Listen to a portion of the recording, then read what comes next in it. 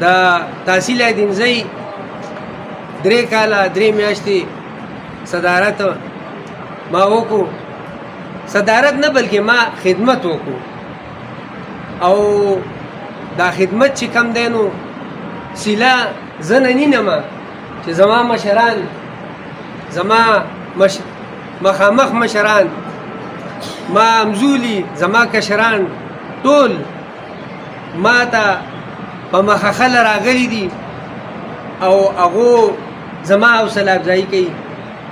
زما لپاره چې کم دی نو دا یو ډېر د اعزاز او د فخر مقام دی ورونو، چونکې دا عهدې چې کوم وي دا د چا جاګیر د چا میراث نه وي، دا د محدود وخت دپاره وي او هغه وخت زما پوره شوی او په کوټیګرام کې د پرویز باچا په ځای کې زموږ پروګرام او ښه په کلاو زړه باندې ما د هغې برملا اظهار وکړو چې چونکې زما ټیم پوره شوی دی، زما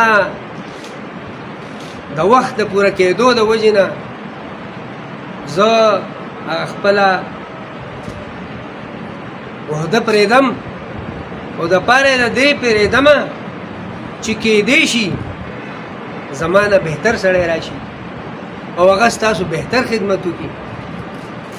د دې دپاره چې کوم دی نو مونږ د پارټۍ او د سیاسي پارټۍ په حیثیت باندې ما خپله عهده او زما سره چې کوم کیبینټ و د هغو ټولو مونږ هغه عهدې پرېښودې.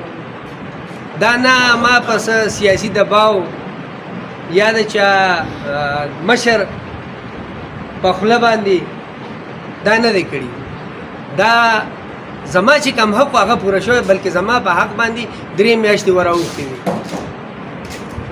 نو لہذا دا یو جمهوري عمل دی. په جمهوریت کې چهرې بدلیږي، مقصد نه بدلیږي. مقصد به زمونږ دی چې مونږه د خپل علاقې، د خپل ملک، د خپلې پارټۍ، د خپل ورکر، د خپل کارکون په بهتر انداز باندې خدمت وکړو. دغه زمونږه میشن او په دغه میشن باندې به چې کوم دی نو مونږه پارټي په مخ کې بیایو. به حیثیت ورکر زه دا د اوس نه اعلان کوم چې څنګه ما ته زما ورکر په دوران د عهدې ما ته د خدمت دپاره ویلي دي او ما هغه ته لبیک ویلي او زه د هغه نه هغې موقع ته مخکې رسېدلی یم. نو هم په دغه انداز باندې خدمت دی. زه د اوس هم د خدمت نه انکار نه کوم، زه به بیا هم نه کوم که د چا څه خدمتي. باقاعده زه د خپلو مشرانو نه دا توقع لرم چې دوی به زما خبره ونه غورځوي او دغسې چې کوم دی زموږ اعلی قیادت ته چې کوم دی نو هغو ته چې زم خبره وکړم نو هغو به زما خبره ونه غورځوي او هم په دغه انداز باندې به زه خدمت ته ولاړ یم. زه چونکې وخت ناوخته دی او انتظار هم زما ډېر کړی دی. زه ستاسو په دې ډېره شکریه ادا کوم چې تاسو زما ډېر انتظار وکړو. زه خپلې خبرې په دې شعر سره راغونډوم कि माना कि इस चमन को तो गुलजार न कर सके, माना कि इस चमन को तो गुलजार न कर सके, कुछ खार कम कर गए गुजरे जहाँ से हम. वस्सलाम.